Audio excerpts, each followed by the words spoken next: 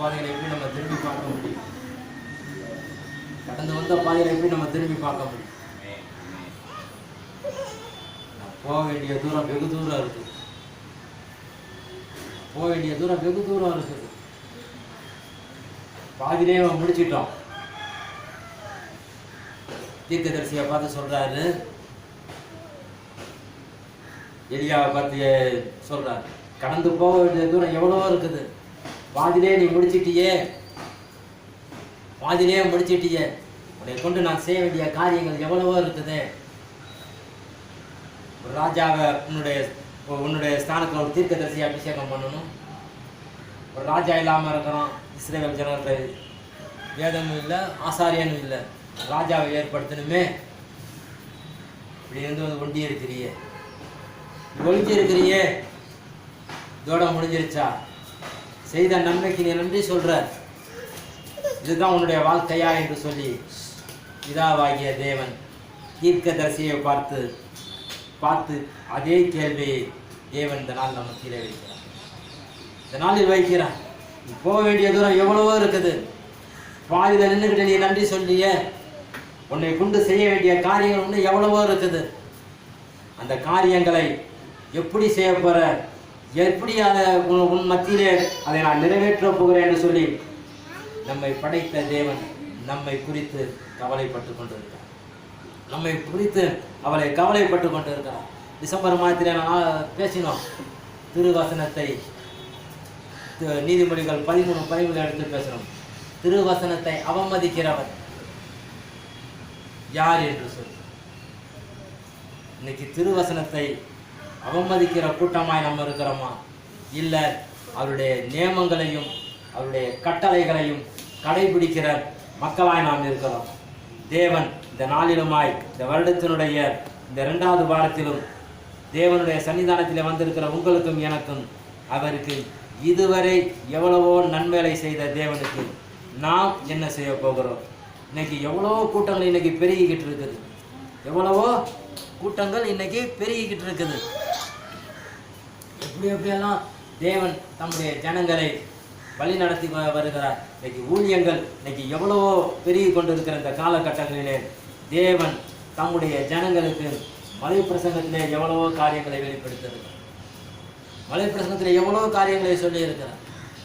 அதை சொல்லி வைத்த திரளான ஜனக்கூட்டத்தின் மத்தியில் அவர் போய் கொண்டிருக்கின்ற பொழுது அந்த ஜனக்கூட்டத்தை பார்த்து நின்று அழகாய் அவர் சொல்லுவார், என்னை நீங்கள் பின்பற்றி வருகிறீர்கள், என்னை நீங்கள் பின்பற்றி வருகிறீர்கள், என்னை போல நீங்கள் சீடனாய் மாறுங்கள். அல்லேலூயா. என்னை போல நீங்கள் சீடனாய் மாறுங்கள். அவர் அதுதான் எதிர்பார்க்கிறார். குருவுக்கு மிஞ்சி நம்ம சீடன் இல்லைன்னா, ஆனால் நம்முடைய கிறிஸ்துநாதர் அழகாய் சொல்லுவார், எனக்கு மிஞ்சின சீடனாய் நீ இராமல் என்னை போல இருக்கிறார். அதனால தான் அவர் திரளான கூட்டத்தை பார்த்து அவர் சொல்லுகிறார். மத்தேயு 19வது அதிகாரம், அடிக்கடி நம்ம இந்த வசனத்தை படிச்சிருப்போம். 29வது வார்த்தை சொல்லுகிறது, படிமா, என் நாமத்தின் நிமித்தம் வீட்டையாவது சகோதரரையாவது சகோதரிகளையாவது தகப்பனையாவது தாயையாவது மனைவியாவது பிள்ளைகளையாவது நிலங்களையாவது விட்டவன் எவனோ. விட்டவன் எவனோ. இயேசு கிறிஸ்து எவ்வளவோ உவமைகளை பேசியிருக்கிறார். நல்ல உலகத்திலே தரமான வார்த்தைகளை கொண்டு பேசியிருக்கிறார். மனித நேயத்தோடு பேசியிருக்கிறார்.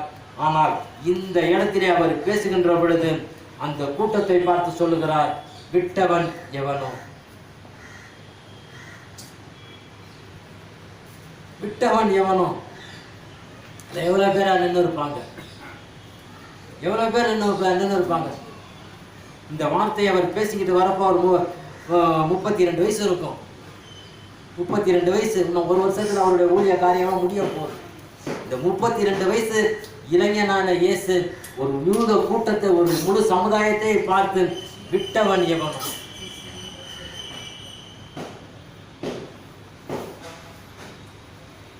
பரிசேயர் நிற்கிறாங்க, சதிசேயர் நிற்கிறாங்க, ஆயக்காரர் நிற்கிறாங்க, யூதர்கள் நிற்கிறாங்க, வேத பண்டிதர்கள் நிற்கிறாங்க.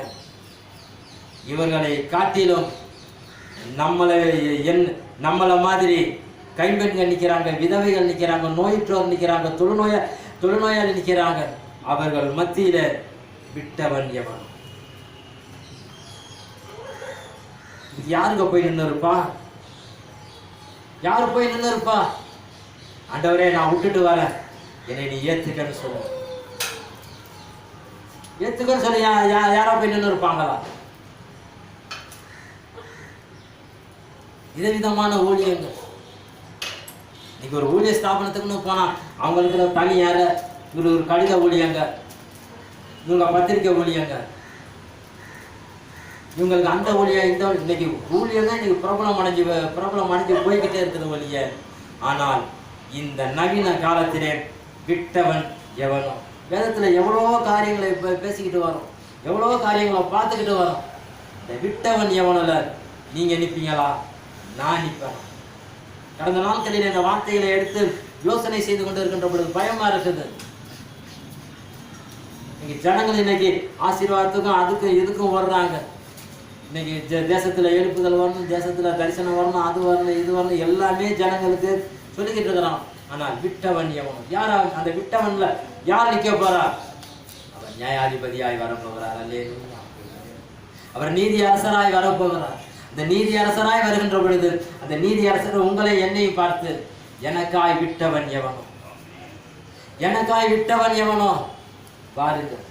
உங்களுக்காக பிதாவினுடைய மகிமையின் ராஜ்யத்திலே உலகம் தோன்றது முதல் கொண்டு இதுவரை இந்த புதிய ஏற்பாட்டு காலத்திலே நான் உங்களுக்காக கட்டி வைத்திருக்க என்னுடைய ராஜ்யத்தை பாருங்கள் என்று அவர் அழைப்பார் என்று சொன்னால், எவ்வளோ ஆயிரம் ஜனம், எத்தனையோ ஆயிரம் கோடி கோடி ஜனம் நிற்க போகுது அந்த நீதி அரசருக்கு முன்னாடி.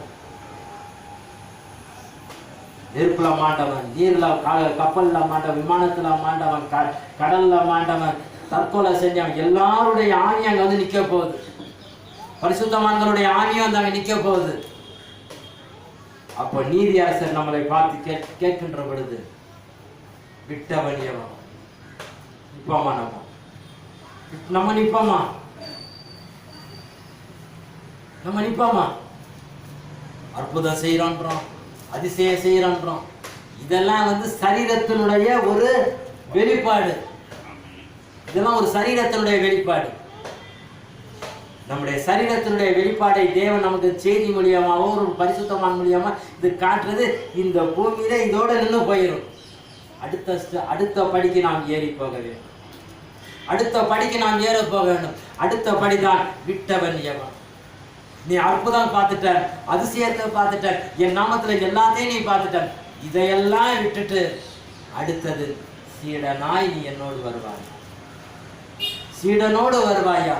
இந்த 32 வயசு இளைஞனான இயேசு கிறிஸ்து இந்த வார்த்தையை சொல்லுகின்ற பொழுது அவர் என்ன ஒரு ஆத்திரத்தோடு அவர் சொல்லி இருப்பார். யோசனை பண்ணி பார்க்கணும். எவ்வளவு ஒரு ஆதகத்தோடு செஞ்சு பார்த்திருப்பார். பிதாவினுடைய காலத்திலிருந்து நாம் எவ்வளவோ ஆசீர்வாதங்களை பெற்றுக்கொண்டோம். பிதாவினுடைய காலத்திலிருந்து எவ்வளவோ ஆசீர்வாதங்கள், சாபங்கள் எல்லாத்தையும் நிவர்த்தியாக்கி பெற்றுக்கொண்டோம். ஆனால் இந்த புதிய ஏற்பாட்டுக்கு வருகின்ற பொழுது விட்டவன் எவன்? மல்கியாவின் அதிகாரத்தில் அழகாய் எழுதப்படுகிறது, என் நாமத்திற்கு பயந்திருக்கிற உங்கள் மேல் நீதியின் சூரியன் உதிக்கும் என்று. அப்போ மல்கியாவுக்கும் புதிய ஏற்பாட்டுக்கும் எவ்வளவு காலகட்டம் என்று நமக்கு தெரியவில்லை, எவ்வளவு காலகட்டம் என்று தெரியவில்லை. அந்த மல்கியாவுக்கும் மத்தேயுக்கும் இருண்ட காலம் என்று வேதத்திலே அழகாய் எழுதப்படுகிறது. அந்த இருண்ட காலத்திலே வேதத்தை போதிப்பதற்கு ஆசாரியன் கிடையாது, ஜனங்களை நல்வழிப்படுத்துவதற்கு ராஜா அரசர்கள் கிடையாது. ஜனங்கள் தன்னுடைய இஷ்டம் போல வாழ்ந்தார்கள் என்று சொல்லி வேதம் அந்த இடத்துல முடியப்படுகிறது.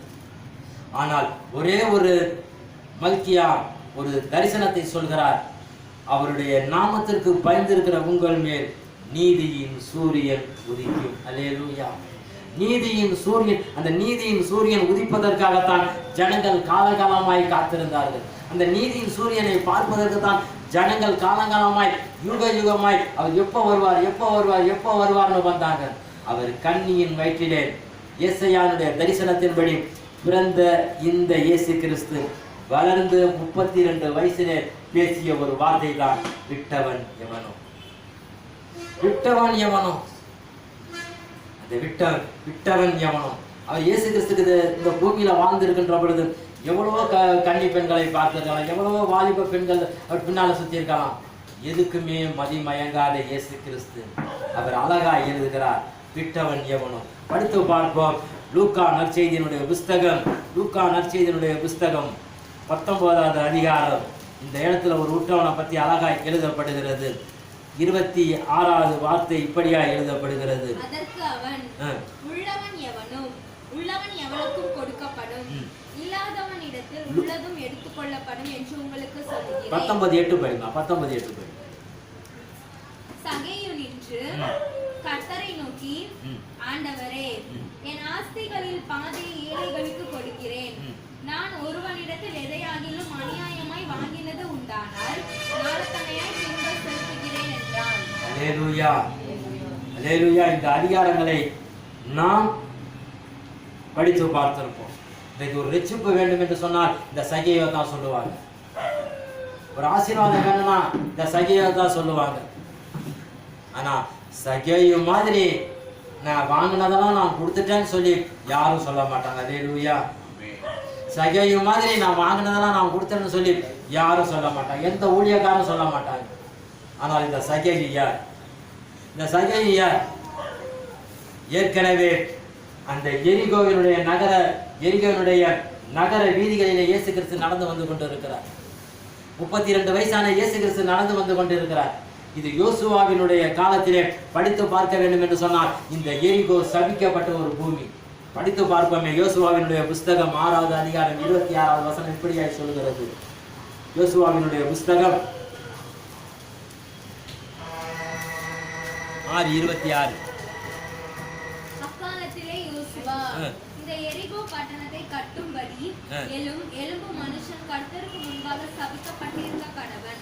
அவன் அதன் அஸ்திபாரத்தை போடுகிற போது தன் மூத்த குமாரனையும் அதன் வாசல்களை வைக்கிற போது தன் இளைய குமாரனையும் சாக கொடுக்க கடவான் என்று சாபம் கூறினான் என்று சொல்லி இந்த இடத்திலே எழுதப்படுகிறது. அப்ப சாபமான இடத்திலே அருள்நாதர் நடந்து வந்து கொண்டிருக்கிறார். இயேசு கிறிஸ்து நடந்து வந்து கொண்டிருக்கிறார். அப்போ இருக்கிறதிலேயே அந்த எரிகோ பட்டணத்திலேயே மிகவும் குள்ளமான ஒரு மனிதன் இருப்பார் என்று சொன்னால் இந்த சகேயு தான். அல்லேலூயா. இந்த சகேயு தான். அப்போ எல்லாத்துக்கும் ஒரு ஆசை, இது ஒரு புது போதனையா இருக்குது, இது புது போதனையா இருக்குது. இவரை தொட்டவங்க சுகமாகறாங்க, ஆடையை தொட்டவங்க சுகமாகறாங்க, அவர் நிழல் பட்டவங்க சுகமாகறாங்க. இவர் அதிகாலை நேரத்துல ஆலயத்துல போய் பேசுறப்போ எல்லாரும் அவரை உற்று பார்க்கறாங்களே. இதையெல்லாம் கேள்விப்பட்ட சகேயு அந்த ஊர்லயே இருக்கிற ஒரு உயரமான மரத்துல அவன் எப்படி ஏறினானோ தெரியல, ஏறி அந்த மரத்துக்கு மேலே ஏறி உட்காந்து அவரையே உற்று நோக்கி கொண்டிருக்கிறான். அல்லேலூயா. அவரையே உற்று நோக்கி கொண்டிருக்கிறான். அவருக்கு பின்னால் எவ்வளோ லட்ச ஜனங்கள் நடந்து வந்து கொண்டிருக்கிறாங்க. இந்த சபிக்கப்பட்ட பூமியில், இந்த சபிக்கப்பட்ட எரிகோ பட்டணத்தில் எங்கள் முன்னோர் ஆசாரியனாகிய தீர்க்கதரிசி இந்த எரிகோ பட்டணத்தை பிடிக்கின்ற பொழுது ஒரே ஒரு தப்பின குடும்பம் இருக்குமே என்று சொன்னால் அது ராகாபினுடைய குடும்பம் தான். ராகாபினுடைய குடும்பம் தான். இந்த பட்டணத்துல வந்து ஆசீர்வாதத்தை பெற்றுக்கொள்ள வேண்டும் என்று சொன்னால் அந்த ஆசீர்வாதத்துக்கு தடையாக இருந்தது ஆகானுடைய குடும்பம். ஆகானுடைய குடும்பம். அந்த ஆசீர்வாத பட்டணத்திலே, இந்த சபிக்கப்பட்ட பூமியிலே ஆசீர்வாதமாய் இருப்பதற்கு ஒரு மனிதனை இந்த இடத்திலே வர வைத்திருப்பார் என்று சொன்னால், அந்த பிதாவாகிய தேவன் வர வைத்திருப்பார் என்று சொன்னால் அந்த மனிதன் எப்படிப்பட்டவரோ என்று சொல்லி அவன் காட்டாத்தி மரத்திலே அவன் உட்கார்ந்து அந்த அருள்நாதரை பார்த்து கொண்டிருக்கிறான். அருள்நாதரை பார்த்து கொண்டிருக்கிறான். இயேசு கிறிஸ்துக்கு நம்ம முன்னமே நம்ம படிச்சிருக்கோம், நம்ம நல்லா படிச்சிருப்போம். அவர் சொல் பிறவாதற்கு முன்னே உன்னை அறிந்த தேவன் என்று. அல்லேலூயா. உன்னுடைய சொல் பிறவாததற்கு முன்னே அறிந்த தேவன் என்று. நான் கடலுக்கு அடிய சங்கீதத்துல படிச்சிருப்போம், நான் கடலுக்கு ஆழத்தில் போட்டாலும் நீர் என்னை தேடி கண்டுபிடித்து நியாயஸ்தலத்தில் நிறுத்துவீரோ நம்ம படிச்சிருப்போம். அப்பொழுது அவருக்கு பின்னால எவ்வளவோ ஜனங்கள் கடந்து வந்தாலும் கூட அந்த ஜனங்கள் மத்தியிலே ஒருவனை மாத்திரம் பார்த்து அவன் வீட்டுக்கு வருவேன் என்று சொல்லி அருள்நாதர் சொல்லுவார் என்று சொன்னால் அவன் எவ்வளவு பெரிய பாக்கியவன், எவ்வளவு பெரிய பாக்கியவன். யோசனை பண்ணிப்பாரு. அவர் பக்கத்துல எவ்வளோ லட்சம் ஜனம் நடக்குது, எவ்வளோ லட்சம். ஒரு ஜனத்தையாவது கையை பிடிச்சி வாங்க அவங்க வீட்டுக்கு நான் வரேன்னு சொல்லி அவர் சொல்லல.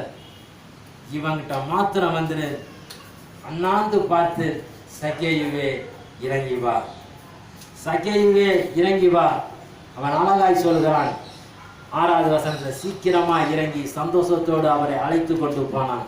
அதை கண்ட யாவரும் பாவியான மனுஷனத்தில் தங்குபடி போனார் என்று முறுமுறுத்தார். அல்லேலூயா. தேவனுடைய சன்னிதானத்திலே வந்திருக்கிற நமக்கு அவர் சீடனாய் இருக்கும்படி 3 விதமான காரியங்கள் ஒரு மனிதன் விட வேண்டும். 1 பொருளாசை, 2வது பெண்ணாசை, 3வது மண்ணாசை. அல்லேலூயா. மண், பொருள், இன்பம், இந்த 3ஐ விட்டவன் தான் இங்கே சீடனாக முடியும். இந்த 3ஐ விட்டவன் தான் சீடனாக முடியும்.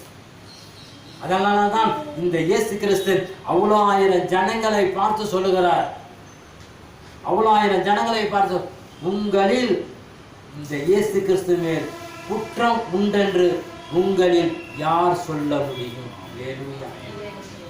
உங்களில் யார் சொல்ல முடியும்?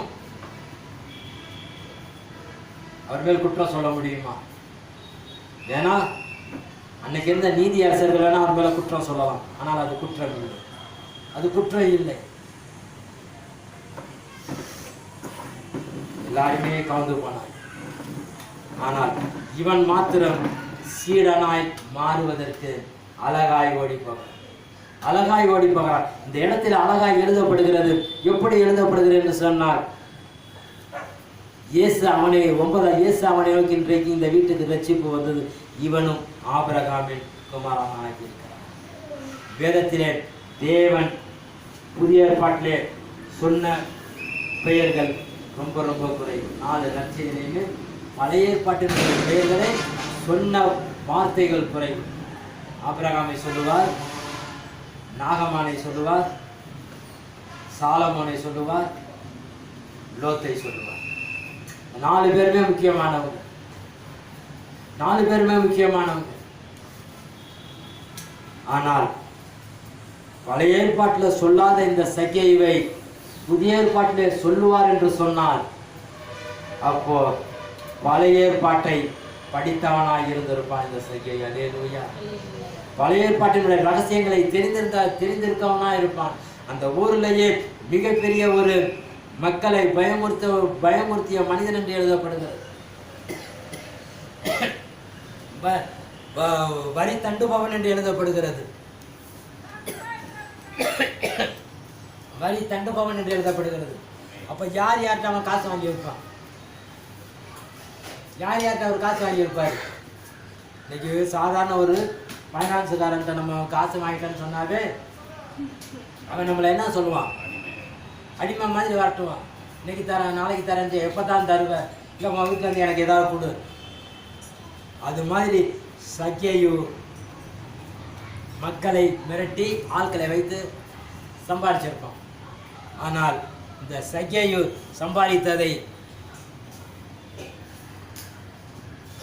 சம்பாதித்ததை அவன் பாவமான காசு என்று நினைத்து இந்த கட்டாத்தி மரத்திலிருந்து அருள்நாதர் கூப்பிடுகிறார், வா, உன்னுடைய வீட்டிலே நான் தங்க வேண்டும். கடந்த நாட்களிலே செய்தித்தாளில் ஒரு செய்தி இப்படியாய் எழுதப்பட்டது. நாகர் கோயிலில் ஒரு ஊழியக்கார் கடன் வாங்கி என்ன செஞ்சாரு? வீட்டை கட்டிட்டார். 4 இடத்துல கடன் வாங்கி வீட்டை கட்டிட்டார். இந்த வீடு பார்க்க அவ்வளோ ஆசையாக இருக்குது, வீடு பார்க்க அவ்வளோ ஆசையாக இருக்குது. கடன்காரங்க தொல்லை, டெய்லி அவர் வீட்டுக்கு வரானுங்க. இவர் பெந்தகோஸ்து ஊழியக்கார், நம்மள மாதிரி சபை ஊழியக்காராக இருக்கிறாரு. சபை ஊழியக்கார் என்ன செஞ்சுருக்கணும்? ஒன்று வீட்டை விற்றாவது கடனை ஒப்படைச்சிருக்கணும். இந்த வீட்டை விற்கவும் அவருக்கு மனசு வரல. இந்த வீட்டை விற்கவும் ஊழியக்காரனுடைய மனைவிக்கு மனசு வரல. ஆனால் அவர் செய்த காரியம் என்ன? தேவனுடைய சமூகத்தை நோக்கி பார்ப்பதற்கு பதிலாக தங்களுடைய வாழ்க்கையை முடித்துக் கொண்டார்கள் என்று சொல்லி செய்தித்தாளை அவருடைய வாழ்க்கையை முடித்துக் கொண்டார்கள் படித்து. அழகாய் கட்டிய வீடு, கடன் வாங்கி கட்டிய வீடு.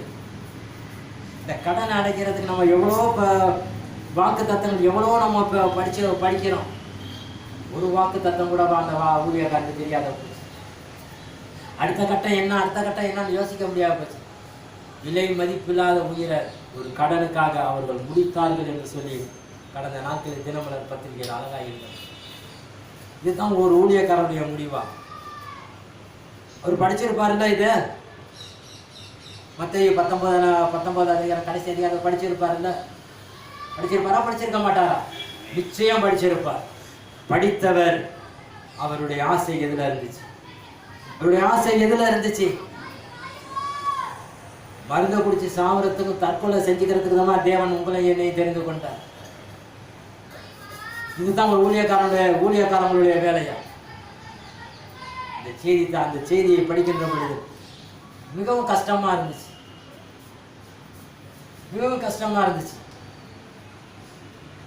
யாரும் விடுறதுக்கு மனசு இல்லாம, யாரும் விடுறதுக்கு மனசு கிடையாது.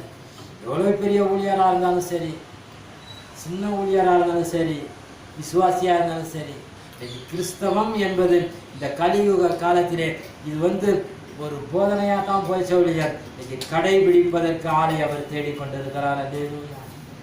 கடைபிடிப்பதற்காக இன்னைக்கு விதவிதமான கூட்டங்கள். இந்த பொங்கல் விடுமுறை நாட்கள்ல பாருங்க, விதவிதமான கூட்டம், ஒவ்வொரு பேர்ல கூட்டம். ஆனா எல்லாத்துக்குமே இந்த ராஜ்யத்தினுடைய சுவிசேஷம் போய்கிட்டு இருக்குது. ராஜ்யத்தினுடைய சுவிசேஷம் எங்கேயுமே போய் யாருமே சொல்லலன்னு சொல்லி யாருமே சொல்ல முடியாது. என்னான நவீன யுகத்துல இந்த ராஜ்யத்தினுடைய சுவிசேஷம் போகுதோ எல்லாமே போகுது. ஆனால் யாருமே அவருக்கு சீடனாய் வர வேண்டும் என்று சொல்லி கூப்பிடுறதில்லை. இது ஒரு கடமையா போச்சு. நவநாள் திருப்பலி நவநாள் புசா மாதிரி காலையில சாயங்காலமும் கொண்டுட்டு வந்துட்டாங்க. இது எப்போ மாறும்?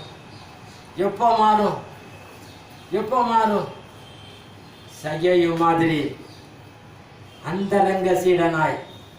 அதுக்கப்புறம் இந்த 4 நற்செய்தியில இந்த சகேயை பத்தி எங்கேயுமே சொல்லப்பட கிடையாது. அவருடைய மரணத்துல கூட சகேயை பத்தி பேசல.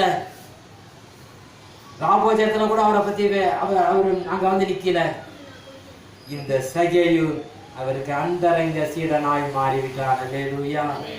அந்தரங்க சீடனாய் மாறிவிட்டான். இன்னைக்கு அந்தரங்க சீடனாய் மாறுவதற்கு இன்னைக்கு எவ்வளோ ஊழியக்காரங்க எழுப்பி வரோம், எவ்வளோ குருமார்கள் எழுப்பி வரோம், எவ்வளோ கன்னியாஸ்திரிங்க எழுப்பி வரோம். எல்லாருமே எல்லாத்தையும் நேசிக்கிறாங்க. எல்லாருமே நேசிக்கிறாங்க. மாற்று கருத்து எதுவுமே கிடையாது. ஒரு நிறுவனத்துக்கோ ஒரு பள்ளிக்கூடத்துக்கோ ஒருத்தர் ஒரு பொறுப்புக்கு வந்தாங்கன்னா இதுல இருந்து என்ன லாபம் சம்பாதிக்கலாம்,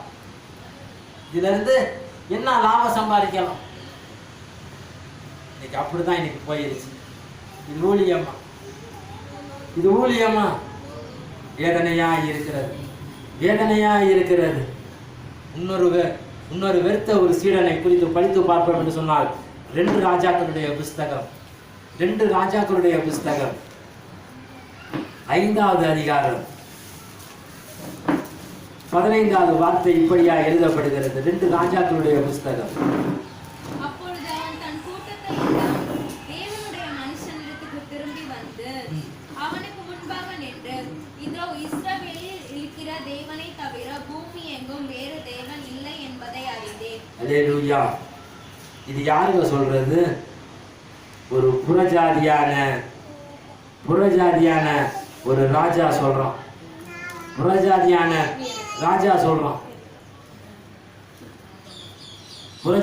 ராஜாவாகிய நாகமான் அழகாய் எழுதுகிறார், இஸ்ரவேலின் தேவனை தவிர பூமி எங்கும் வேறு தேவன் இல்லை என்று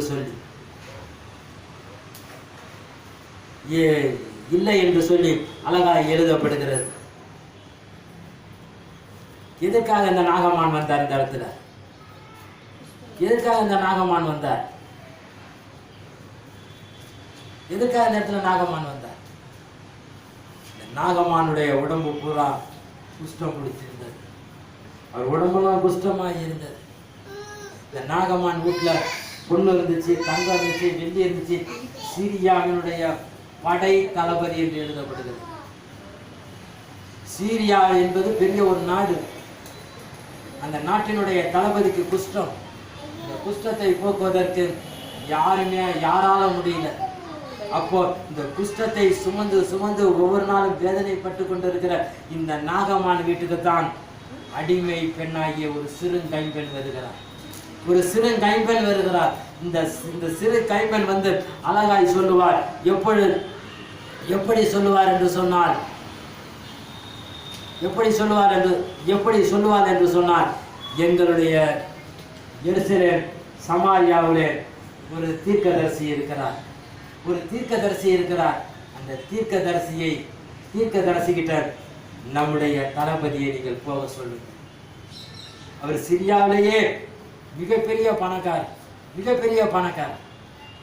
இந்த சிரியா தேசத்துல பெரிய தளபதியா இருந்தாலும் வா என்று சொல்வதற்கும் போ என்று சொல்வதற்கும் அவருடைய கட்டளை, அவருடைய வாயை பார்த்து நிற்கிற கூட்டம் அவ்வளோ போர் சேவகர் இருந்தார். ஆனால் ஒரு சின்ன புள்ள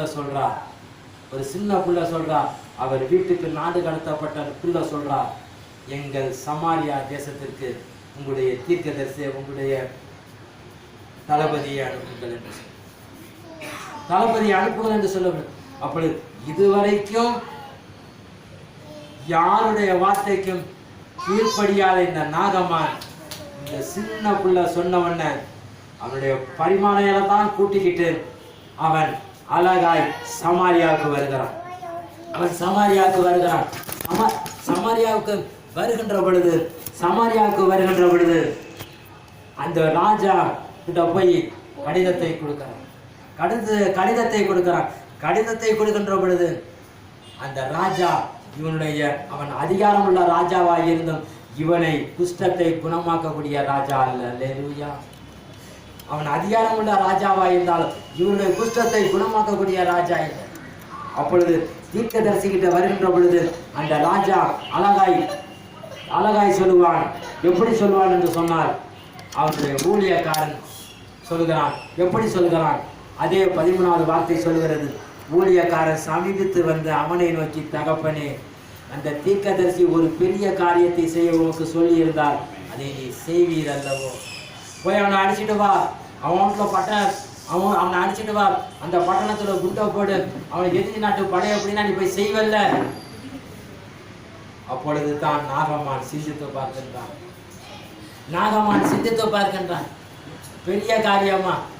பெரிய காரியமா நம்ம கிட்ட சொல்லிட்டாரு.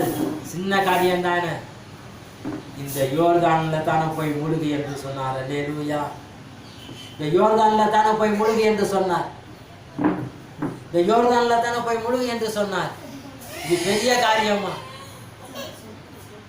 இந்த யோர்தான் ஏற்கனவே படிச்சிருக்கிறோம். இந்த யோர்தான் பரிசுத்த ஆசாரியர்கள் கால் வைத்த இடம். யோசுவாவே, உனக்கு பின்வரும் சந்ததிக்கு இந்த யோர்தான் பிரிந்தது என்று சொல்லும்படிக்கு 12 கல்லை நிறுத்தி அந்த 12 பேருடைய நாமத்தை இந்த கல்லிலே அபிஷேகம் செய் என்று எழுதி வைத்த இடம். இந்த யோர்தான் பரிசுத்த நதி. இந்த பரிசுத்த நதியிலே தான் உன்னை போய் குளின்றாரு. நீ போய் குளித்தால் என்ன என்று சொல்லி ஒரு உடன் ஊழியன் சொல்லுகின்ற பொழுது அவன் அழகாய் தன்னுடைய ஊரை பத்தி பெருமையா நாகமான் சொல்றான். என் ஊர்ல யூப்ரட்டிஸ் ஓடுது. நம்ம ஊர்ல எப்படி காவேரி ஓடுதோ, நம்ம ஊர்ல எப்படி கங்கை யமுனை ஓடுதோ, அவங்க ஊர்ல அது பெரிய நதி. யூப்ரட்டிஸ் டைகரிஸ் என்கின்ற பெரிய நதி. அதை விடவா இந்த யோர்தான் நதி பெரிய நதி? செய்கிறேன் என்று சொல்லி கீழ்ப்படிந்தவனாய் அந்த இடத்திலே போய் அவன் அழகாய் குளித்தான். குளிக்கின்ற பொழுது ஒவ்வொரு தடவையும் அவன் சின்ன பிள்ளை மாதிரி ஏந்திச்சு குளிக்கிறான். நம்ம எப்படி சின்ன பிள்ளைங்க எப்படி ஏந்திச்சு விளையாடும், அது மாதிரி எப்படி நம்ம குளிச்சு நம்ம அது மாதிரி குளிச்சு அவன் குளித்து எழுந்த பொழுது அவனுடைய குஷ்டரோகம் நீங்கியது என்று எழுதப்படும். குஷ்டரோகம் நீங்கியது என்று எழுதப்படுகிறது. தேவனுடைய சன்னிதானத்துக்கு வந்திருக்கிற உங்களுக்கும் எனக்கும் அவன் வெள்ளி உடைமைகளும் பொன்னுடைமைகளையும் சேகரித்து கொண்டு வந்தவன் இந்த இடத்திலே வெறும் ஆளாய் திரும்பி போகிறான். வெறும் ஆளாய் திரும்பி போகிறான். அவன் சொல்லக்கூடிய காரியம் என்னவென்று சொன்னால் ஒரே ஒரு காரியத்தை கேட்கிறான். ஒரே ஒரு காரியத்தை கேட்கிறான். 18வது வசனம் சொல்கிறது, ஒரு காரியத்தை கர்த்தர் உமது அடியனுக்கு மன்னிப்பீராக. என் ஆண்டவர் பணிந்து கொள்ள ரிமோன் கோவிலுக்கு பிரவேசித்தோடு அவனுக்கு நான் கைலாக கொடுத்து நான் தூக்க வேண்டும். கைலாக கொடுத்து தூக்க வேண்டும். கைலாக கொடுத்து நாம் தூக்குகின்ற பொழுது அந்த இடத்துல நாம் பணிய வேண்டிய இருக்குமே. அப்பொழுது தீர்க்கதரிசி அழகாய் எழுதுகிறார், சமாதானத்தோடு போ, சமாதானத்தோடு போ, சமாதானத்தோடு போ. இவன்தான் பிதாவாகிய தேவனுக்கு அந்தரங்க சீடனாய் எல்லாத்தையும் விட்டுட்டு வந்துட்டான். ஐயா எல்லாத்தையும் விட்டுட்டு வந்துட்டான். இந்த சமாரியாவில் எல்லாத்தையும் விட்டுட்டு வந்துட்டான்.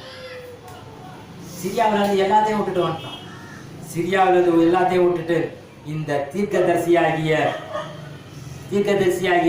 எலிசாவை அவன் சந்தித்து போகின்ற பொழுது அவன் வெறுமையாய் திரும்பி போனான் என்று அழகாய் எழுதப்படுகிறது.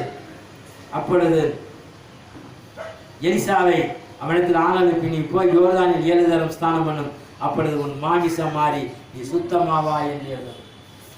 கடந்த நாட்களிலே ஒரு புஸ்தகத்திலே இவ்வாறாக செய்தி எழுதப்படுகிறது. ஒரு மகான் தன்னுடைய ஆலயத்தில் மக்களுக்கு ஆசீர்வாதம் வழங்கி கொண்டிருக்கிறார்.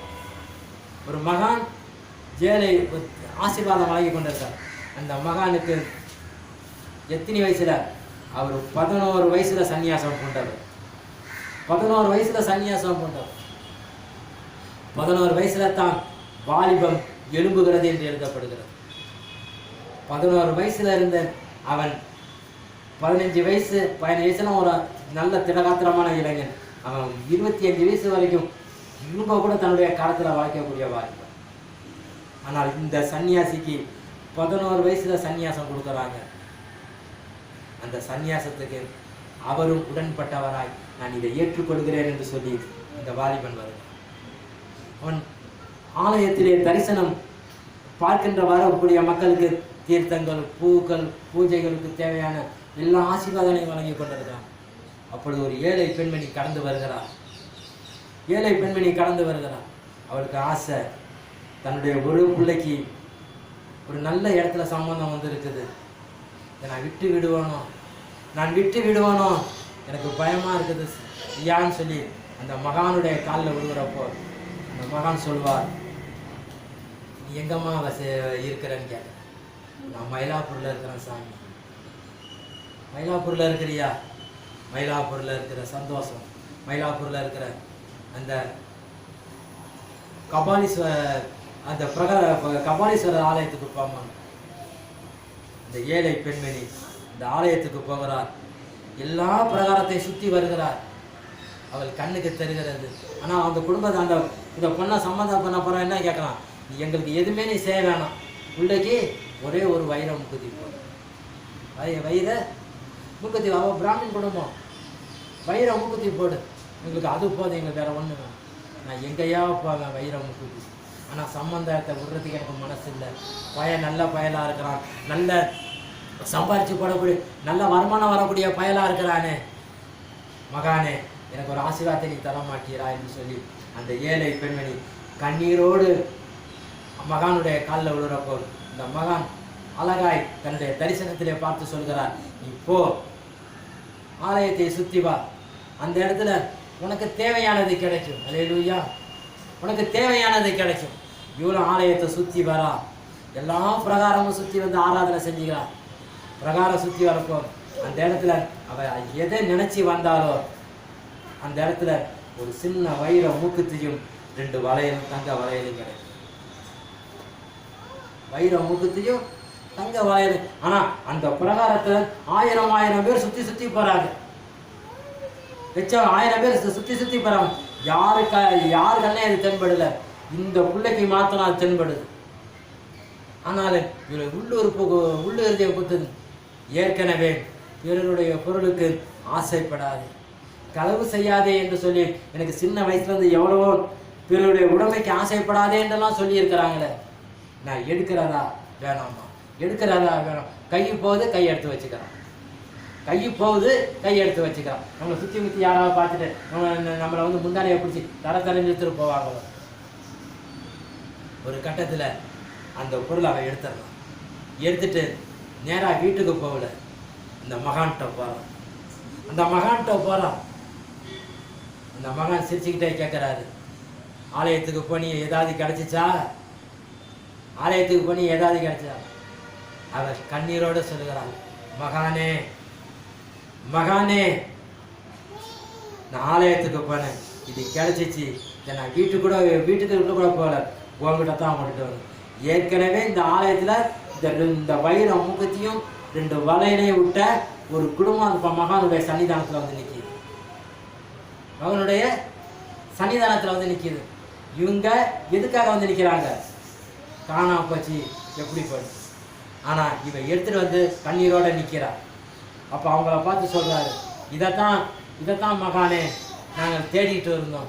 அப்போ அந்த மகான் சொல்லுவார், நீ எந்த இடத்துல காணிக்கையாக போட வந்தியோ அந்த காணிக்கையை அந்த கடவுள் ஏற்றுக்கொண்டார் என்று சமாதானத்தோடு போ. அல்லேலூயா. எந்த இடத்துல நீ காணிக்கையாக போட வந்தியோ அந்த இடத்துல நீ அந்த காணிக்கையை கடவுள் ஏற்றுக்கொண்டார் என்று சமாதானத்தோடு போ. அதுக்கு உரியவள் இவள்தான், அதுக்கு உரியவள் இவள்தான். அதே மாதிரி தான் நாகமானுடைய வாழ்க்கையிலே எவ்வளவோ பொருளும் பொட்டும் அது பொருளும் தங்கமும் வைடூரியத்தை வந்தாலும் வெறும் மனிதனாய் அவன் கடந்து சென்றான். வெறும் மனிதனாய் கடந்து சென்றானே. கடந்து சென்ற பொழுது அவன் சிரியாவிலே போகின்ற பொழுது, சிரியாவின் நாட்டுக்கு அவன் போகின்ற பொழுது பிதாவாகிய தேவன் பார்க்குறவன்ட்டெல்லாம் சொல்லியிருப்பானா? சொல்லியிருக்க மாட்டான். நிச்சயம் சொல்லியிருப்பான். அந்த யாவையை அந்த யெகோவாவின் தேவனை எல்லா இடத்துலையும் சொல்லியிருப்பான். இஸ்ரவேலிலே இதுவரைக்கும் பார்த்திராத ஒரு தெய்வத்தை நான் பார்த்தேன், இதுவரைக்கும் பார்த்திராத ஒரு நதியை நான் போய் பார்த்து குளித்து வந்தேன். அந்த குளித்து வந்த பொழுது எனக்கு இந்த குஷ்டரோகம் நீங்கியது என்று சொல்லி அவன் எல்லாத்துக்கிட்டையும் சொல்லியிருப்பான். அவன் அந்த அந்தரங்க சீடனை பார்த்து தான் புதிய ஏற்பாட்டிலே அருள்நாதர் பெருமையாய் சொல்லுவார், எருசலேமிலே எவ்வளவோ குஷ்டரோகிகள் இருந்தாலும் நாகமானை தவிர குஷ்டமடைந்தவர்களை குணமாக்கியவர் உண்டோ என்று சொல்லி ஒரு கேள்வி கேட்பார். அன்னைக்கு ரகசியமாய் இருந்த இந்த நாகமான் புதிய ஏற்பாட்டிலே தெரிந்து கொண்ட ஒரு சீடனாய் மாறினான். அல்லேலூயா. தெரிந்து கொண்ட சீடனாய் மாறினான். அல்லேலூயா. இன்றைக்கு இயேசு கிறிஸ்துவனுடைய நாமத்தை இன்றைக்கு பேச வந்திருக்கிறோம். இயேசு கிறிஸ்துவனுடைய நாமத்தை ஊரங்க நம்ம சொல்ல வந்திருக்கிறோம். இன்னைக்கு எவ்வளவு பேர் அவருக்கு பின்னால சீடனாய் போக, எவ்வளவு பேர் சீடனாய் போக ஆயத்தமாய் இருக்கிறார்கள்? சொல்லுங்க பார்க்கலாம். ஏற்றுக்கொண்டதை போதிக்கவும் போதித்தது நடக்கும் சிலுவையினுடைய மறைபொருளை போய் மக்களுக்கு போய் சொல்லு என்று சொல்லி அரவணைத்து முத்தம் கொடுக்கக்கூடிய ஒரு ஆசாரியன் இன்னொரு ஆசாரியன் போய் முத்தம் கொடுத்து போய் மக்களுக்கு சொல்லு என்று சொல்லு. எவ்வளவு பேர் தன்னுடைய கன்னிமையில் இருக்கிறார். மோதிரம் மாத்திர நிகழ்ச்சியை கன்னியாசிரியர்களுக்கு மோதிரம் மாத்திர நிகழ்ச்சியை பார்த்திருப்போம். மோதிர பாத்திர நிகழ்ச்சியை பார்த்திருப்போம். உன்னுடைய கன்னிமைக்கும் நீ ஏற்றுக்கொண்ட வார்த்தை பாடுக்கும் இறுதி வரை நிற்பாயா என்று சொல்லி ஆயன் கேட்கின்ற பொழுது நான் நிற்பேன் என்று சொல்லி அந்த கன்னியாசிரி சொல்றப்போ அவர் கண்ணிலே அவருடைய கரத்திலே ஒரு மோதிர வளையத்தை, இது உனக்கு என்றைக்கும் ஒரு எச்சரிப்பு, இது என்றைக்கும் உனக்கு ஒரு எச்சரிப்பு, என்றைக்கு இது உனக்கு ஒரு எச்சரிப்பு. இன்னைக்கு வரக்கூடியவர்கள் எவ்வளவு பேர் தவறி போய் கொண்டிருக்கிறார், எவ்வளவு பேர் தவறி போய் கொண்டிருக்கார். அவர் சின்ன ஊழியராக இருக்கிறப்போ அவருக்கு வந்து ஒன்றும் இருக்காது. சின்ன ஊழியராக இருக்கிறப்போ அவருக்கு ஒன்றும் இருக்காது. ஆனால் சின்ன ஊழியர் வந்து ஒரு MSW மாஸ்டர் சோசியல் ஒர்க்கர் அவர் படித்தவன அவர் பார்த்தீங்கன்னா அவருடைய வாழ்க்கையில் அவ்வளோ ஆசீர்வாதம் வந்துடும், அவ்வளோ ஆசீர்வாதம் வந்துடும். எந்த குருவானருமே சரி இந்த MSW படிக்காத இருக்காமா, 14 வருஷம் கொடுத்துவோம், அதுக்கப்புறம் கல்லூரி படிப்பு படித்தவனா இருக்கும். ஆனால் இந்த MSW இந்த சோசியல் ஒர்க்கு படித்தவங்க எதுலாம் வருமானம் வரணும் எல்லாம் அவங்களுக்கு கண்டிப்பாக தெரியும். எதில் வருமானம் வரணும்?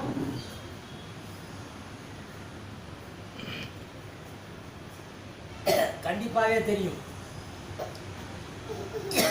வெளிநாட்டில இருந்து வரக்கூடிய எய்டி எவ்வளவு தெரியும், வெளிநாட்டில இருந்து வரக்கூடிய ஸ்பான்சர்கள் எவ்வளவு தெரியும். ஆனால் இன்றைக்கு கிறிஸ்தவ மதத்தையே இன்னைக்கு கிறிஸ்தவர்களால் இன்னைக்கு கேவலப்படுத்திக்கிட்டு இருக்கிறாங்க. கிறிஸ்தவ மதம் இது ஒரு மதம் இல்லை, கிறிஸ்துவனுடைய போதை நடக்க வேண்டிய ஒரு இடம். ஆனால் இன்னைக்கு எவ்வளோ சேவை செய்கிறேன்றாங்க. எல்லாம் நல்லது தான். நான் கல்வி சேவை செய்கிறேன், தொழுநோயாளி ஆஸ்பத்திரி வைக்கிறேன், அறக்கட்டளை வைக்கிறேன், அதை வைக்கிறேன், இதை வைக்கிறேன், எல்லாமே நல்லது தான்.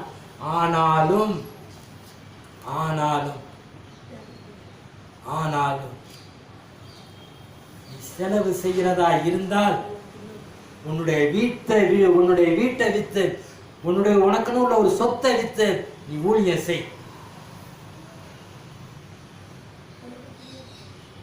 கையில வாங்கி இந்த கையில செய்யாது, இந்த கையில வாங்கி நீ பொம்போ 10 வாங்கி 8 மடக்கி 2 ஊழியம் செய்யாது, 2 ஊழியம் செய்யாது,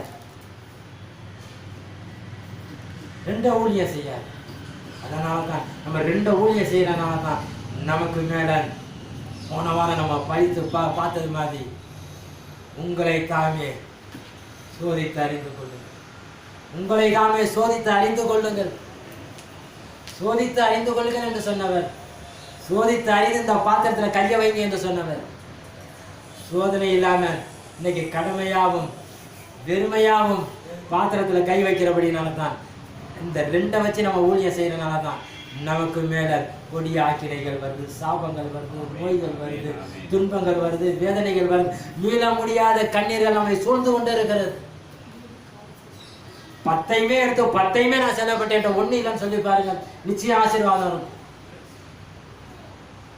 10 வாங்கி 8 மணிக்கிட்டு 2ல ஊழியம் செஞ்சோம் என்று சொன்னால் நமக்கு சாபம் தாங்க. அந்த மகான் மாதிரி போனியே, அந்த கோயிலுக்கு போனியே, உனக்கு ஏதாவது கிடைச்சிச்சு சாமி, இதான் உன் ஆலயத்தை கொண்டுட்டு வந்துருக்க போ, சமாதானத்தோடு போ, நீ எதை நினைச்சியோ அதை நீ செய்து வா. அவள் அழகாய் திருமணத்தை முடித்தால் மகானிடம் ஆசீர்வாதமாகி. இந்த மகானிடம் ஆசீர்வாதம் எந்த மகானை பற்றி நான் சொல்கிறேன் என்று சொன்னால், நம்முடைய காலத்திலே வாழ்ந்து 100 ஆண்டுகள் வாழ்ந்து மரித்த இந்த சங்கராச்சாரியர் தான் நான் சொல்றேன். இப்படி சரித்திரம் என்கிட்ட புஸ்தகம் கடந்த நாட்கள் நானும் என் பிள்ளையும் போகிறப்போ கண்காட்சியில் அந்த புஸ்தகத்தை வாங்கிட்டு வந்தேன். இப்போ அந்த புஸ்தகத்தை வாங்கப்பான்னு சொல்லித்தா சொன்னேன். அவர் நினைச்சா எவ்வளோ காரியங்களை சாதிச்சிருக்கலாம்.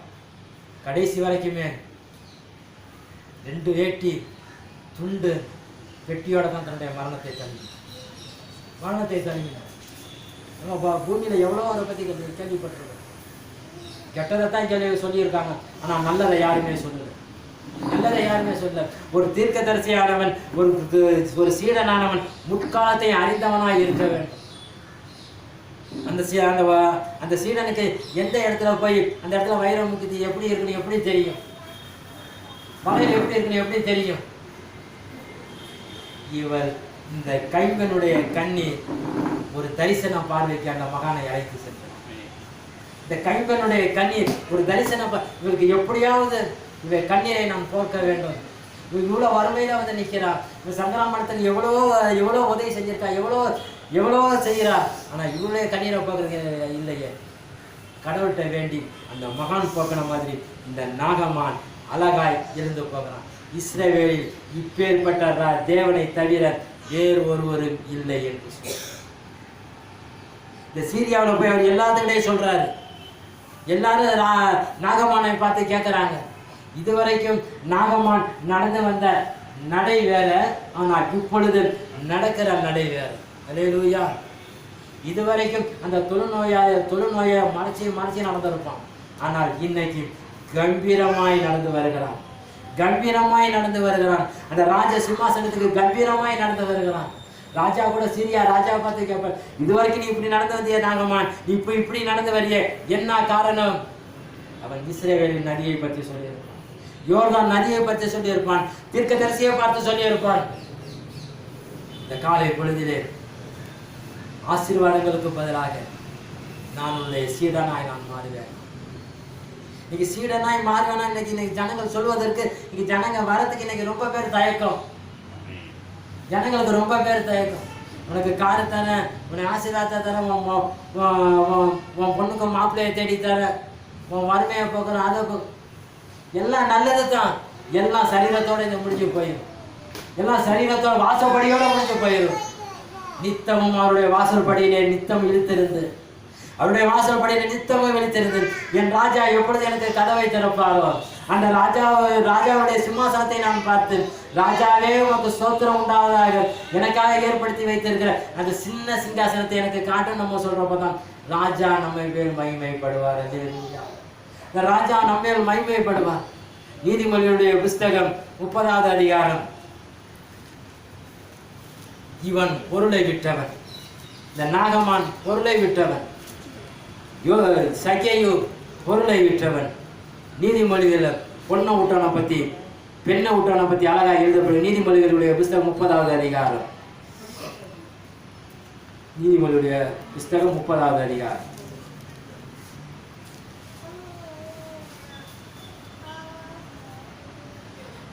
19வது வார்த்தையை படிக்கும்.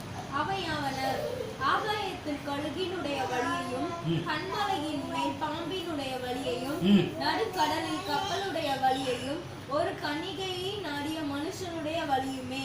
அல்லேலூயா. இதுதாங்க பெண்ணாசை. இதுதான் பெண்ணாசை. இந்த பெண்ணாசையை பத்தி நீதிமொழிகள்ல 30வது அதிகாரம் 1 வசனத்துல ஒரு ராஜா எழுதலாம். யாக்கேயின் குமாரனாகிய ஆகோர் என்னும் புருஷன் ஏத்தியலுக்கு வசனித்து ஏத்தியலும் ஊகாலுக்கும் உரைத்த உபதேச வசனமாவது. ஏற்கனவே ராஜா கெட்டு போயிருக்கிறான். ராஜாவினுடைய மகன் கெட்டு போயிருக்கான். அவன் எழுதுகிறான். எப்படி எழுதுகிறான்? ஆகாயத்தின் கழுகினுடைய வழியும் கண்மலையின் மேல் பாம்பினுடைய வழியும் நடுக்கடலில் கப்பலுடைய வழியும் ஒரு கன்னிகையை நாடிய மனுஷனுடைய வழியுமே. கேட்கறதுக்கு பயமா இருக்குதா? கேட்கறதுக்கு ஆசையா இருக்குதா? எவ்வளவு பயமா இருக்குது. எல்லா வழியும் தெரியும். ஒரு கன்னிகையினுடைய நாடிய மனுஷனுடைய வழி.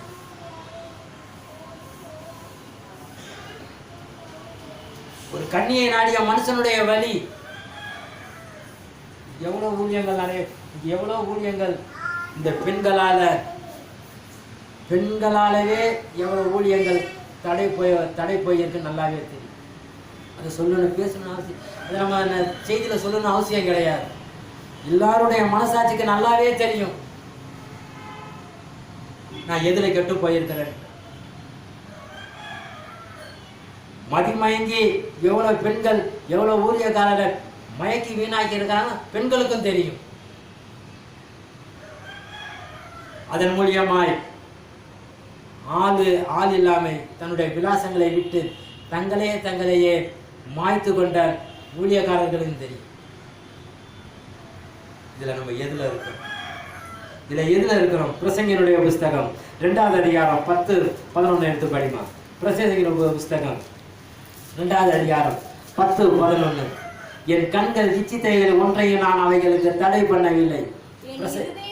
சந்தோஷத்தையும் நான் வேண்டாம் என்று விளக்கவில்லை. நான் செய்த முயற்சிகளிலெல்லாம் என் மனம் மகிழ்ச்சி கொண்டிருந்தது. இதுவே என் பிரயாசங்கள் எல்லாவற்றிலும் எனக்கு வந்த பலன். என் கைகள் செய்த சகல வேலைகளையும் நான் பட்ட எல்லா பிரயாசத்தையும் கண்ணோக்கி பார்த்தேன். இதோ எல்லாம் மாயை, மனதுக்கு சஞ்சலமாய் இருந்தது. சூரியனுக்கு கீழே பலன் ஒன்றும் இல்லை. ஒரு பெண்ணை நாடினவன், ஒரு பெண்ணை நாடி தன்னுடைய வாழ்க்கையை வெறுத்தவன் எழுதக்கூடிய வார்த்தைகள் இது. எல்லாத்தையும் நான் அனுபவிச்சேன், எல்லாத்தையுமே நான் பார்த்துட்டேன், இனி எல்லாமே சஞ்சலமா இருக்குது. ஆனால் இவன் நமக்கு ஒரு புத்தி சொல்கிறான். எப்படி புத்தி சொல்கிறான்னு சொன்னார். அதே அதிகாரத்தில் 13வது வார்த்தை சொல்கிறது, இருளை பார்க்கலும் வெளிச்சம் எவ்வளவு உத்தமமோ அவ்வளவாய் மதியினத்தை பார்க்கலும் ஞானமே உத்தமம் என்று நான் கண்டேன். எப்பயா ஏந்திரிப்ப? எப்ப ஏந்திரிப்ப? சீடனாய் சீடத்தியாய் எப்பொழுது ஏந்திரிப்ப? சீடனாய் மாறு, சீடனும் சீடத்தியா மாறு அவ்வளவு லேசான காரியமா? லேசான காரியமா? விட்டவன் எவன்? இவைகளெல்லாம் விட்டவர்கள் தான் அந்த சீடனுக்குரிய ஸ்தானத்துக்கே போய் நிற்க முடியும்.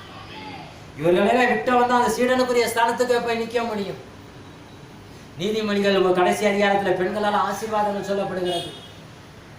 அதே நீதிமொழிகள்ல பெண்களாலே சாபமும் சொல்லப்படுகிறது. அறிவுள்ள பெண், அறிவில்லாத பெண், இழிவு அடைந்த பெண், பேடையான பெண், ஆணை மயக்கக்கூடிய பெண், எல்லாமே இந்த நீதிமொழியில் சொல்லப்படுகிறது. ஆனாலும் ஒரு ஊழியக்காரனாய் சீடனாய் இருக்கக்கூடியவருக்கு இந்த பெண்ணாசை இருக்குமே என்று சொன்னால் அவன் ஊழியத்துக்கு தகுதி அல்ல. ஊழியத்துக்கு தகுதி அல்ல. எவ்வளவு பேரை கேள்விப்படுறோம், எவ்வளவு பேரை கண்ணால பார்க்கிறோம். அவர்களும் இந்த ஊழிய ஸ்தானத்திலே நின்று கொண்டு தானே இருக்கிறார், நின்று கொண்டு தானே இருக்கிறார். இந்த காலை பொழுதிலே தேவனுடைய சன்னிதானத்திலே ஒப்பு கொடுப்போம். தேவனுடைய சன்னிதானத்திலே ஒப்பு கொடுப்போம். ஆண்டவரே, மண்ணாசை, பொருளாசை, பொன்னாசை, மண்ணை விட்டுட்டையா, பொண்ணே வேணான்ட்டேன். ஆனால் இந்த உடம்புல ஓடக்கூடிய இந்த இச்சையை அடக்க என்னால் முடியலையே. நான் ஒரு சீடன் என்று நான் சொல்லுகிறேனே. சிலுவையிலே எல்லாம் முடிந்தது என்று சொல்லி கைகளை விரித்து பிதாவாகிய தேவனுக்கு முன்பாக ஒரு உறுதி சொன்னீரே. உன்னை ஏற்றுக்கொண்ட நான், உன்னை ஏற்றுக்கொண்ட நான் என்னால சொல்ல முடியலையே, என்னால சொல்ல முடியலையே. எப்படி ஐயா 33 வயசுல எல்லாத்தையும் அடக்கி நீ ஜீவனை விட்டீரே என்று சொல்லி அவரிடத்திலே நாம் ஒப்பு கொடுப்போம். இன்னொரு இடத்துல சொல்லுகிறது, இன்னொரு மனிதனை பற்றி சொல்லுகிறது. லூக்கா 23வது அதிகாரம், லூக்கா 23வது அதிகாரம்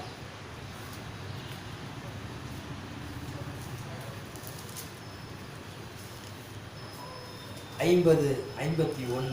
யோசேப்பு என்னும் பேர் கொண்ட ஒரு ஆலோசனைக்காரன் இருந்தான். அவன் உத்தமனும் நீதிமானுமாய் இருந்தான். அவன் யூதனுடைய பட்டணங்களில் ஒன்றாகிய அரிமத்யாவிலிருந்து வந்தவனும் தேவனுடைய ராஜ்யத்துக்கு காத்திருந்தவனும் யூதர்களுடைய ஆலோசனைக்கும் செய்கைக்கும் சம்மதியாதவனுமாய் இருந்தான். போதும். முதலாவது நம்ம பார்த்தோம் பொருளை வெறுத்த சகையூர் அந்தரங்க சீடன். ரெண்டாவது பார்த்தோம் எல்லாத்தையுமே வெறுத்து இந்த தேவனை தவிர வேற யாருக்குமே அடிபணிய மாட்டேன் என்று சொல்லி உண்மையான சீடத்துவ வாழ்க்கைக்கு கடந்து சென்ற நாகமானை பார்த்தோம். மூன்றாவது பெண்ணாசை பிடித்த பிரசங்கனுடைய சரித்திரத்தை படித்து பார்த்தோம். நாலாவது ஒரு காரியத்தை இந்த இடத்துல எழுதப்படுகிறது. அவன் எப்படி எழுதப்படுகிறது என்று சொன்னால், யோசேப்பு என்னும் பேர் கொண்ட ஒரு ஆலோசனைக்காரன் இருந்தான். அவன் உத்தமனும் நீதிமானுமாய் இருந்தான். அரிமேத்தியா பெரிய ஊருங்க, சின்ன ஊருக்கு மட்டும் நினைக்காதீங்க. ஒரு புஸ்தகம் என்கிட்ட இருக்குது, சிலுவையை மறைந்த மனிதர்கள் என்ற புஸ்தகம் என்கிட்ட இருக்குது. அதுல இந்த அரிமேத்தியாவினுடைய சூசையை பற்றி ஒரு கட்டுரை எழுதப்படுகிறது. இந்த கட்டுரையிலே இப்படியா எழுதப்படுகிறது, அரிமேத்தியா என்பது ஒரு சின்ன ஊர் அல்ல, அது ஒரு வியாபாரம் செய்யக்கூடிய பட்டணம் என்று சொல்றார். இந்த வியாபாரம் செய்யக்கூடிய பட்டணத்திலிருந்தான் இந்த மனிதன் வருகிறான், அரிமேத்தியா ஒரு சூசை என்று. அந்த பட்டணத்திலே இவன் எப்படி இருக்கிறான்னு சொன்னால், அவன் உத்தமனும் நீதிமானுமாய் இருக்கிறான். இன்னைக்கு சீடனா இருக்கக்கூடியவனும் இவன் உத்தம சீடன்னு சொல்ல முடியுதா? இந்த உத்தம ஊழியக்காரன் சொல்ல முடியுதா? பவுல் எழுதுவார், தங்கள் இச்சைக்கேற்ற போதகரை அவர் தெரிந்து கொண்டு தங்களுடைய இச்சைகளிலே அவர்கள் மாண்டு போனார்கள் என்று சொல்லி. இச்சை கற்ற போதகத்தை தான் இன்னைக்கு நம்ம தெரிஞ்சுக்கிறோம். இன்னைக்கு கடிந்து கொள்ளக்கூடிய வார்த்தைகளோ இல்ல கடினமான உபதேசத்திற்கோ இன்னைக்கு நம்ம யாருமே போக விட மாட்டேன்றாங்க. ஊழியக்காரவங்க எல்லாம் மேல் பூச்சாவே பூசிக்கிட்டு இருக்கிறாங்க. அவர் குணமாக்குறார், அவர் சுகமா, நல்லது. அவர் குணமாக்கக்கூடியவர் தான். ஆசீர்வாதத்தை சாபமாகவும் சாபத்தை ஆசீர்வாதமாய் மாற்றக்கூடியவர் தான், நல்லது. அதை விட இந்த உலகத்திலே அவருக்காய் வாழக்கூடியவர்கள், அந்த சீடத்துவத்துக்காய் கடந்து செல்லக்கூடியவர்கள் எவ்வளவு பேர் இருக்கிறாங்க இந்த புது வருஷத்துல. அதை நம்ம யோசனை பண்ணி பார்ப்போம். இந்த அரிமேத்தியா ஒரு சூசத்தான் போய் பிளாத்துக்கிட்ட போய் அந்த சடலத்தை என்கிட்ட குடியான்னு கேட்கிறார். இன்னைக்கு அரிமேத்தியா ஒரு சூசையினுடைய நிலமா இன்னைக்கு இயேசுவினுடைய திறந்த கல்லறையா இருக்குது.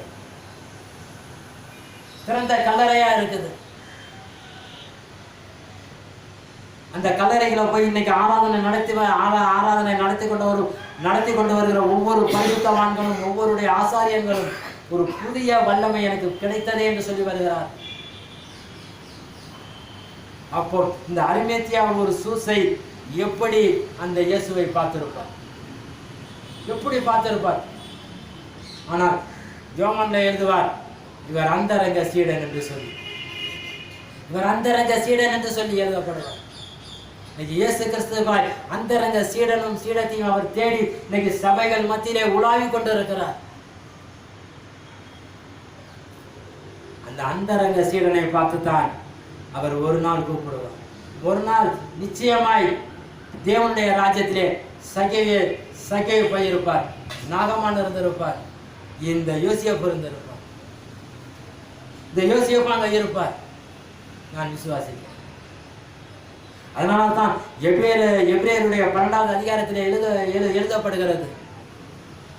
எபிரேயருடைய 12வது அதிகாரத்தில் எழுதப்படுகிறது, அவர்கள் கட்டினார்கள், அழித்தார்கள், தங்களுடைய பிள்ளைகளை சாவுக்கு ஒப்பு கொடுத்தார்கள், தங்களுடைய உடலை அறுக்க ஒப்பு கொடுத்தார்கள்.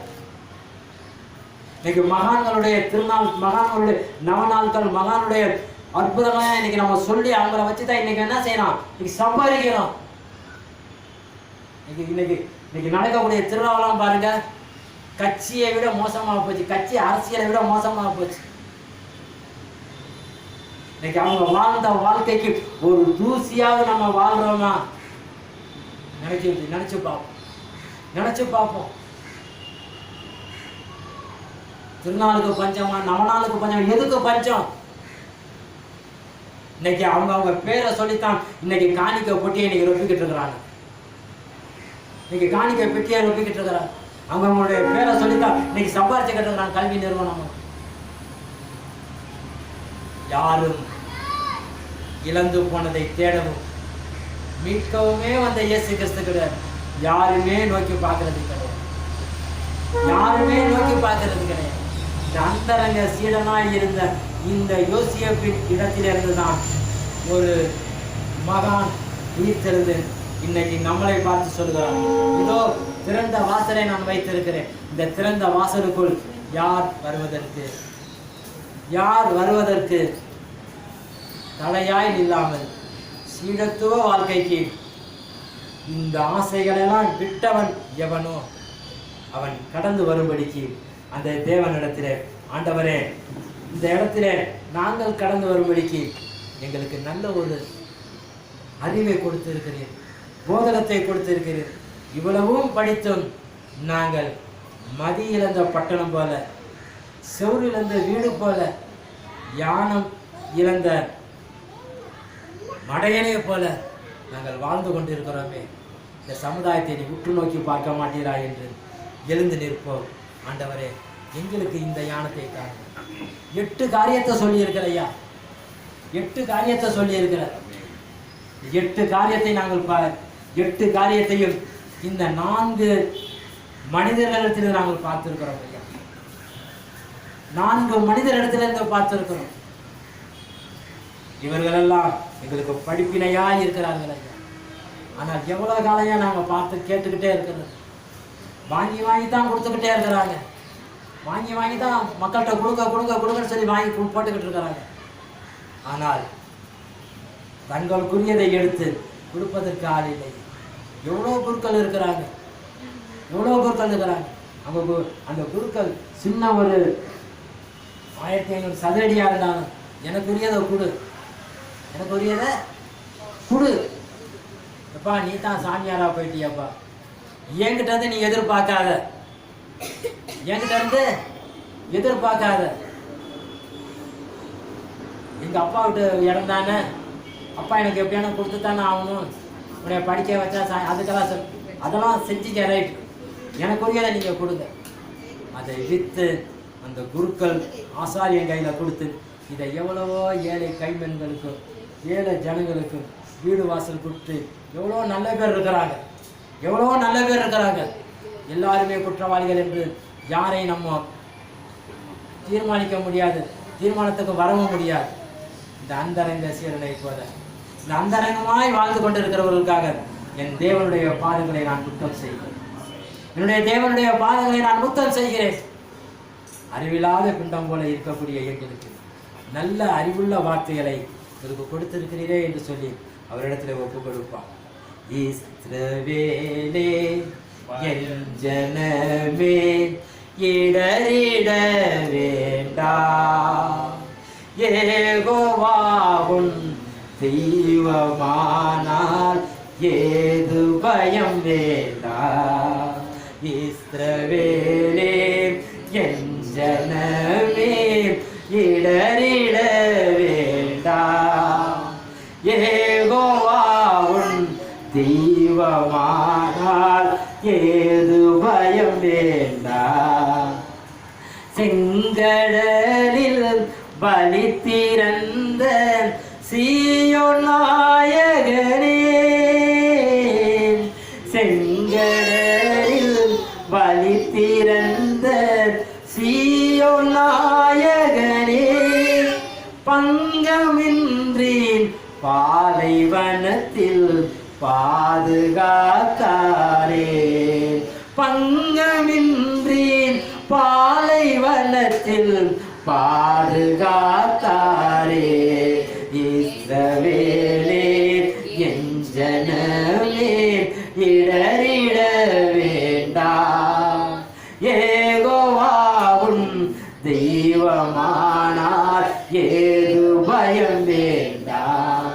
பயப்படாதே சிறுமந்தையே, பாருன் நான் மேய்ப்பன், பயப்படாதே சிறுமந்தையே, பாருன் நான் மேய்ப்பன்.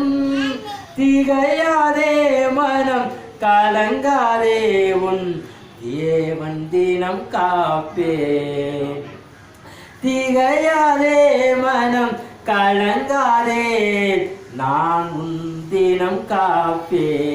இஸ்ரவேலே என் ஜனமே இடறிட வேண்டாம், யெகோவா உன் தெய்வமானால் ஏது பயம் வேண்டாம். பார்வன் கைக்கு விடுத்து மீட்ட பஸ்கா ஆட்டுக்குட்டி, பார்வன் கைக்கு விடுத்து மீட்ட பஸ்கா ஆட்டுக்குட்டி. ஆரோன் மோசே என்னும் நல்ல ஆசாரியருண்டு, ஆரோன் மோசே என்னும் நல்ல ஆசாரியருண்டு. இஸ்ரவேலே என் ஜனமே இடறிட வேண்டாம், யெகோவா உன் தெய்வமானால் ஏது பயம் வேண்டாம். பயப்படாதே சிறுமந்தையை, பார் நான் உன் மேய்ப்பன். தேவன் நமக்கு கொடுக்கக்கூடிய ஒரு வார்த்தை, பயப்படாதே சிறுமந்தையை. இன்னைக்கு சீடனாய் இருக்கக்கூடிய ஒரு பெரிய கூட்டமாய் வரமாட்டார், ஒரு சிறுமந்தையாய் இருப்பார்கள். அல்லேலூயா, சிறுமந்தையாய் இருப்பார்கள். இந்த சிறுமந்தைக்கு பார்த்து தான் அவரை பார்த்து நம்மை பார்த்து சொல்லுகிறார், நம்மை பார்த்து சொல்கிறார், அவர் தேவனாய் இருக்கிறாரா, நாம் அவருடைய சீடனாய் இருக்கிறோம், அவரை பின் செல்வோமா. இந்த புதிய ஆண்டிலே நாம் அவரை பின் சொல்வோமா. வருடங்கள் வந்து கொண்டு தான் இருக்கிறது, ஆனால் நம்முடைய குணங்கள் மாறவில்லை, நம்முடைய எண்ணங்கள் மாறவில்லை, நம்முடைய சிந்தனைகள் மாறவில்லை, நம்முடைய ரத்தத்தில் ஓடக்கூடிய பரம்பரை சுபாவங்கள் மாறவில்லை. இந்த நாளிலுமாய் ஒப்பு கொடுப்போம். பார்வோன் கைக்கு விடுத்து மீட்ட பஸ்க ஆட்டுக்குட்டி, பார்வோன் கைக்கு விடுத்து மீட்ட விடுதலை நாட்டுக்குட்டி நம்மத்திலே உலாவிக் கொண்டிருப்பார் என்று சொன்னார். அந்த விடுதலையினுடைய ஆசீர்வாதங்களை பெற்றுக்கொள்ள நம்ம ஒப்பு கொடுப்போம். என்ன ஜெபம் பண்ணுவோம். அன்பின் பரலோக பிதாவே, இரண்டாவது வாரத்திலே எங்களை ஒன்று சேர வைத்ததுக்கான நன்றி கர்த்தாவே. எவ்வளோ பேர் இழந்திருந்தாலும் ஆண்டவரே எங்களுக்கு விட்டுக் கொடுக்கக்கூடிய நல்ல எண்ணத்தை கொடுத்திருப்பதற்காக நன்றி கர்த்தாவே. ஆனமான் கொடுத்த காரியமும் எங்களுக்கு எவ்வளோ காரியங்களை எடுத்து காட்டினாலும் ஆண்டவரே கடைசியாக சொன்ன சகை ஒட்டி சொல்லிடுறையா, எங்களுடைய எல்லாத்தையும் விட்டு கொடுத்தான ஐயா. ஒவ்வொரு காரியத்தையும் விட்டு கொடுத்தது போல ராஜ்மதி உடான யோசிப்பு அவரை கண்ட அவங்க எல்லாத்தையும் விட்டு இயேசுடைய பாடத்துக்கு வந்திருந்தான் ஐயா. நாங்கள் எந்த இதை விட்டு கொடுத்துருக்கிறோம், என்னத்தை விட்டு கொடுக்க போகிறோம், என்னத்தை செய்ய போகிறோம் என்று எங்களுக்கு தெரியாது ஐயா. எங்களுக்கு நல்ல எண்ணங்களை நல்ல அறிவுகளை கொடுத்து எண்ணத்தை விட வேண்டுமோ அதை விட்டு உன்னுடைய சன்னிதானத்திலே நாங்கள் வர்றதுக்கும் உன்னுடைய சீசனாக இருக்கிறதுக்கு எங்களை பயன்படுத்தி கொள்ளும் ஆண்டவரே. எவ்வளோ காரியங்களை தந்திருக்கிறீர், எவ்வளோ எடுத்துக்காட்டு சொல்லியிருக்கிறீர் ஐயா. ஒருவனிடம் எதுவுமே இல்லை என்றால் அவன் சீசனாக இருப்பான் என்று சொன்னது போல எங்களோடு இருந்ததுக்காக நன்றி கர்த்தாவே. எங்களோட குற்றங்கள் குறைகள் நிறைய உண்டு ஐயா. மறைக்கக்கூடிய நல்ல சுலாக்கியத்தை எங்களை விட்டு கொடுக்கக்கூடிய காரியத்தை எங்களுக்கு விட்டு கொடுக்கக்கூடிய எண்ணங்களை சுலாக்கியத்தால் மகிமைப்படுத்தும் ஐயா, பரிசுத்தப்படுத்தும் நன்மையான காரியங்களை தாரும். குற்றங்கள் குறைகள் இருந்தால் மன்னித்து வழி நடத்தும் ஐயா. மீட்பர் இயேசு மூலம் கேட்கிறேன் நல்ல பிதாவே. சேர்ந்து சொல்லுவோம். என் ஆத்துமாவே கர்த்தரை ஸ்தோத்திரி, என் முழு உள்ளமே பரிசுத்த நாமத்தை ஸ்தோத்திரி. ஆத்துமாவே கர்த்தரை ஸ்தோத்திரி, அவர் செய்த சகல உபகாரங்களையும் மறவாதே. அல்லேலூயா, அல்லேலூயா.